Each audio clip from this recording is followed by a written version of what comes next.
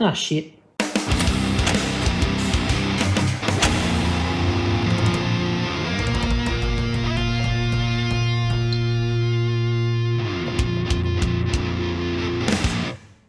What's going on, guys? I'm back with a new video. Guess who's back? What we're going to do is go through the differences between a silver top, a red top, and a green top. These are all BF MK2 engines. I've heard some people say they're not sure what red top means, they're not sure what green top means. They're just a way of identifying what they've been built with. So a silver top came in your base model Falcon XTs, Fairmonts, Fairlanes, Territories, and they're a naturally aspirated petrol engine, and they're built for that specifications. The green top Barra is what you'd find in, again, XTs, Falcons, Fairmonts, Fairlanes, and they are a dedicated gas engine. There is no petrol, they are only gas, not dual fuel, and they are built to that specification of being run just on gas. Here we have a red top, and this came in the XR6 Turbo, and these have been built to handle the pressures of a turbocharger. You've also got your blue tops, which are an FPV engine, Ford performance vehicle. So your F6 Typhoons, Tornadoes, they had a blue top engine. The other one is a black top, and I've only ever seen black top Barras in Territory turbos. Now I'm going to grab the camera and walk around and show you the exterior of these engines and what's different about them. Okay, so the first thing I want to show you here is this little diaphragm. This is a vacuum controlled actuator that changes the butterflies inside of the intake manifold to change from short runner to long runner. The gas motor over here has the same valve, but this was removed on the turbo engines. Another thing here is this pipe coming out of the thermostat housing. That is a heater hose that goes to the HVAC unit behind the dash. There's another one here behind the water pump.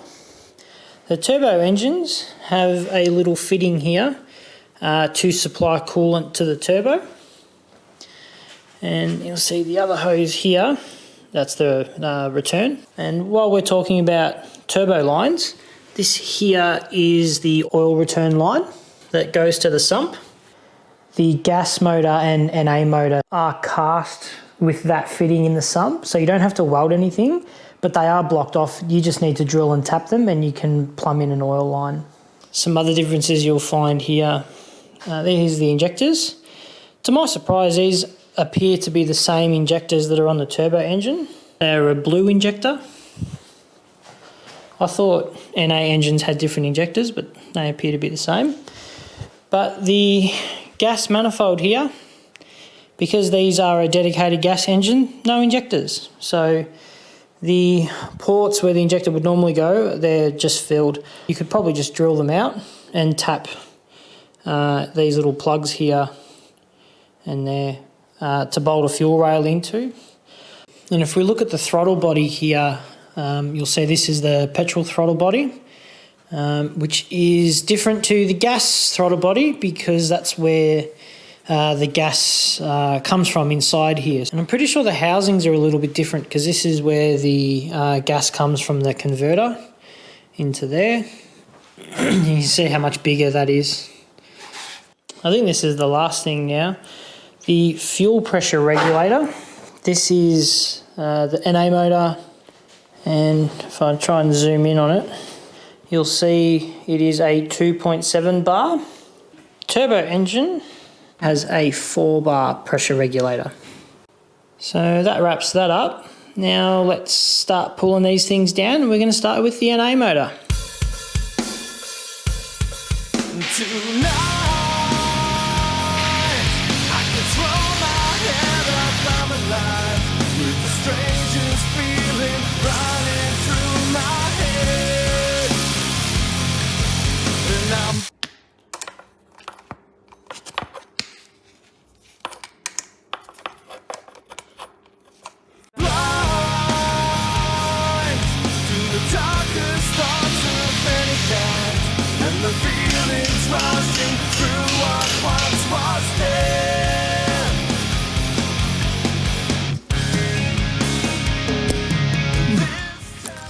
I was hoping for something different then, but no.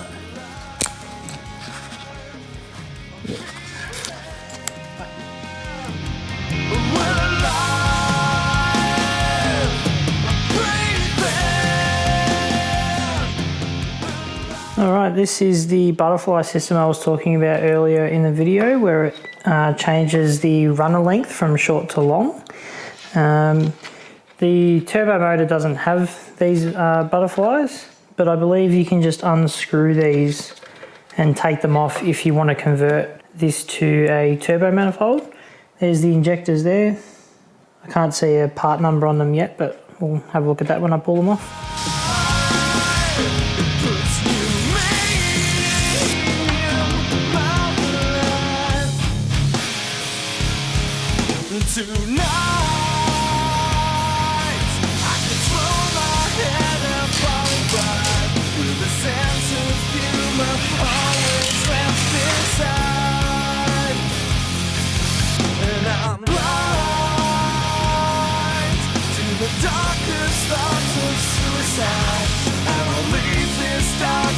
Leave it all for dead.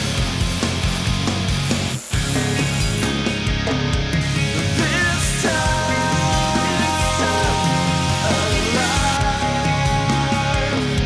I'm feeling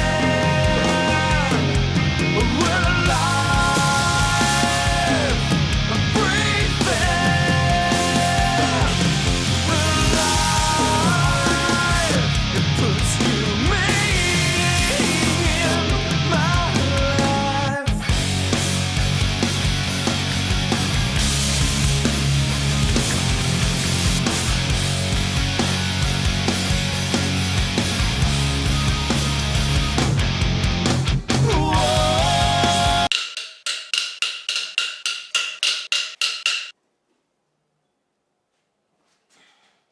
So we've got the NA motor head here. We can tell already these valves are the same as a gas engine, not turbo valves, but why would they be? It's an NA engine, they don't need in-canal valves. It's not a very well looked after engine, I think. It's not the best I've seen. These gas engines are so much better. But that doesn't matter because this engine is going to the machine shop.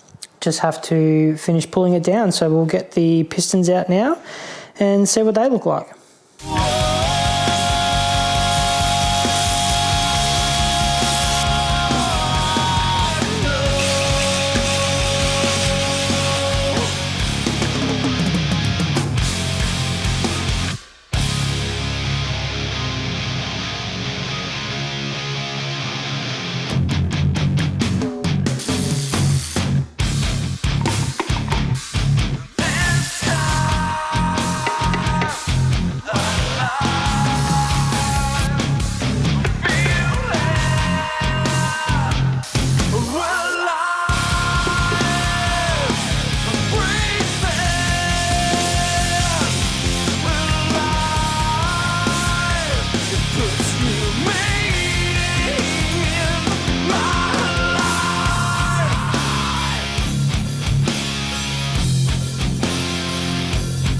Alrighty, so here we are. We got the block completely stripped down. Must say, these bearings actually look better than I thought they would have. Considering how dirty the engine is and the obvious lack of oil changes, the bearings actually aren't too bad. We'll look at the main caps here. So that's cylinder 1. And now we can have a look at these rods. These are the 1R23 rods. These are what everyone refers to as the skinny rods. These pistons look exactly the same as the gas pistons. And I've had a look at the workshop manual and it looks like the gas motor and the NA motor had the same compression ratio of 10.3 to 1. So that, which is interesting to me. I didn't know that until I just looked it up. So that's what they look like.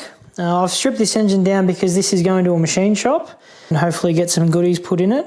So now that this is stripped down, I can clean all this up and we'll get the gas motor over here, start tearing that down and see what that looks like. All right, here we are with the green top. Just to make the video a little bit shorter, I'm gonna fly through the editing because I have already done a video where I disassembled this engine. If you do want to see more detail on stripping down one of these motors, you can check out my last video where I compare BA, BF and FG green tops. If I can figure out how, I'll leave a link in the corner. If not, I'll just chuck it in the description of this video. It is 40 degrees in my shed here today. That's why my forehead's leaking, so I'm just going to get through this as quickly as I can.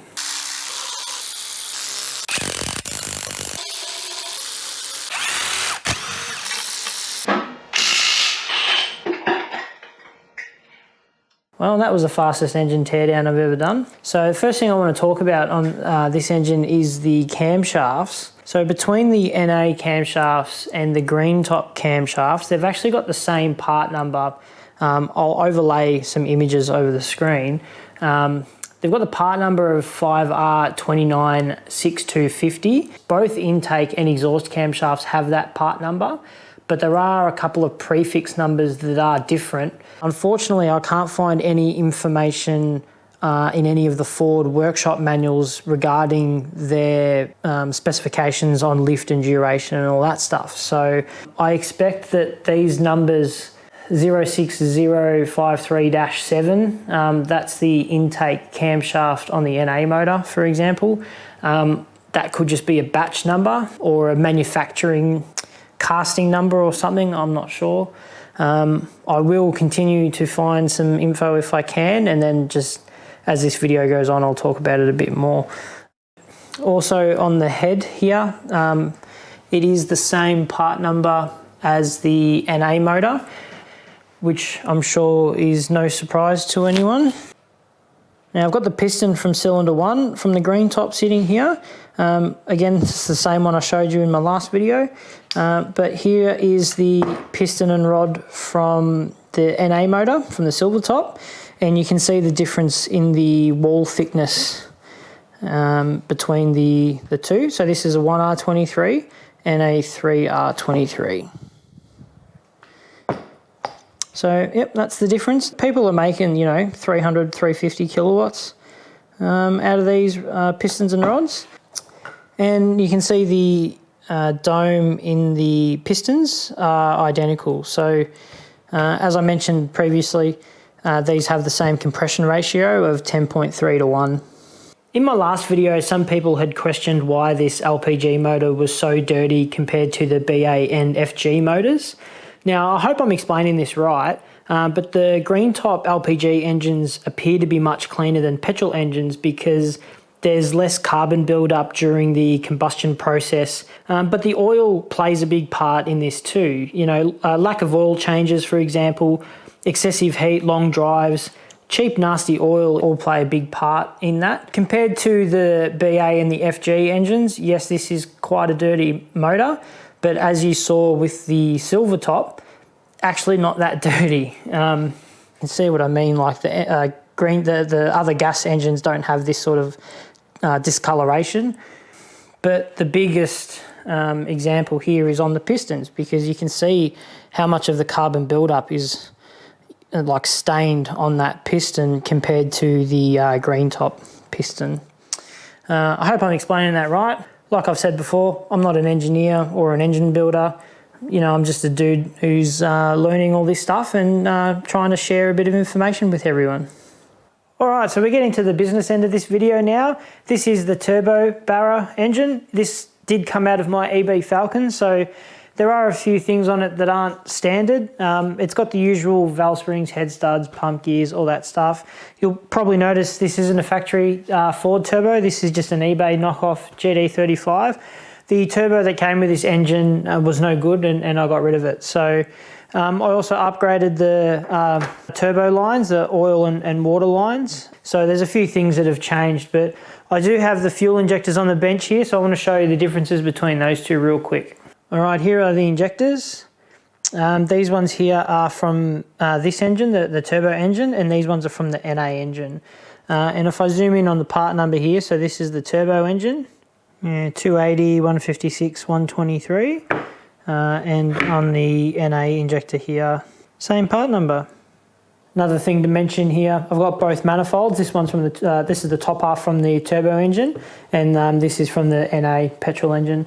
The map sensors are different. So here we've got the NA map sensor, which is a 1 bar map sensor, and you'll see the plug is different to the turbo map sensor, and this is a 2 bar sensor. Yeah, so if you're planning on running a turbo, you'll need to change your plug and your map sensor. Since owning this engine, I've never actually had it apart other than to do those upgrades. When I did the head studs, I left the head on it. Pretty excited to jump in, so let's do it. You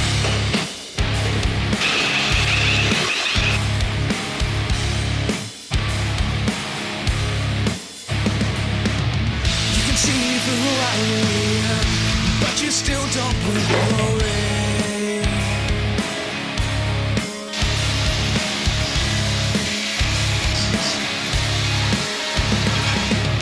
You can see the path that I take, but you still don't walk away. Why don't you walk away? But while I'm here, I actually want to show you how I ran the oil line to the turbo. It normally has a hard line, but I replaced it with a braided line and got this gauge adapter and ran the oil pressure sender for my dash. Here's the factory one. So this is an oil pressure switch, and that's a fitting where the hard line slipped over. Kind of looks like a banjo fitting. But yeah, I just wanted to show you what that looks like. Deep down inside, you're just as dark as I am. Deep down inside, you're as dark as I am.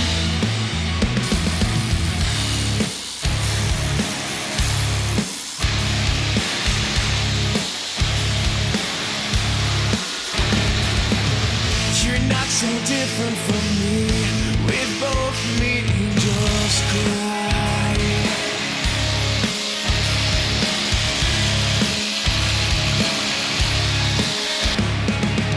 So lay your broken soul with mine. We'll make a demon side. We'll make the morning high. Deep down inside, you're just as dark as I am. Deep down inside, you're as dark as I am. Why don't you just own up? Why can't you face the truth that you do want this to? There's no denying that deep down inside, you're as dark as I am. You're just as dark as me.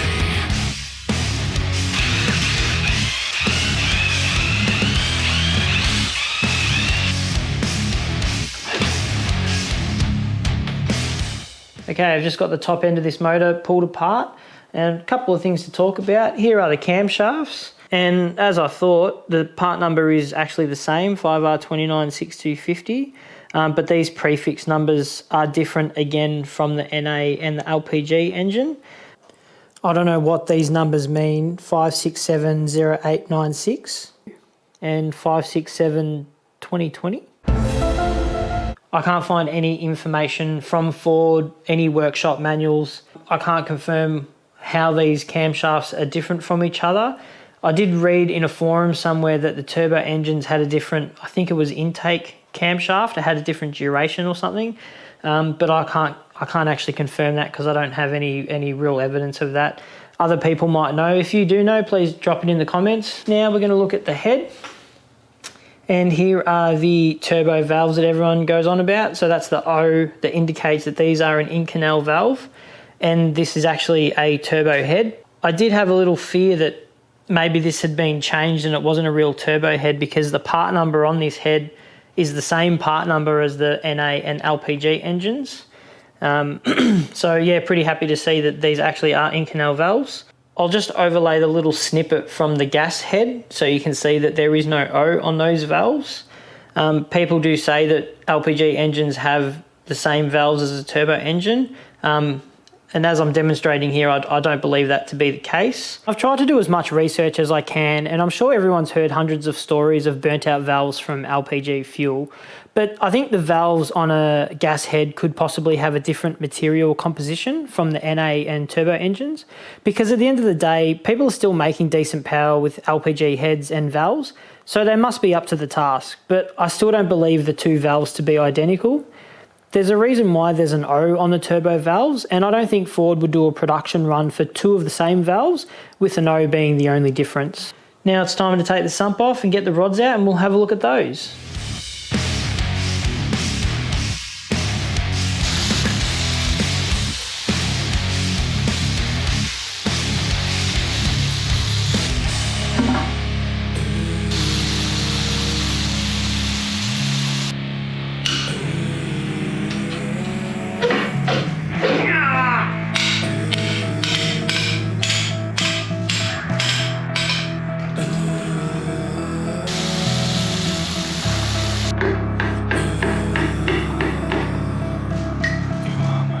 Alrighty, got the piston and rod out. You can see these have a dished piston, and they're 8.7 to 1 compression, which is different to the NA and gas engines, which is 10.3 to 1. And the rod here, which is the same part number, 3R23. But actually, even though they're the same part number, they are different. And I'm just going to show you what the differences actually are, because people say that gas engines have the same rods and pistons as a turbo engine, and that's actually not true.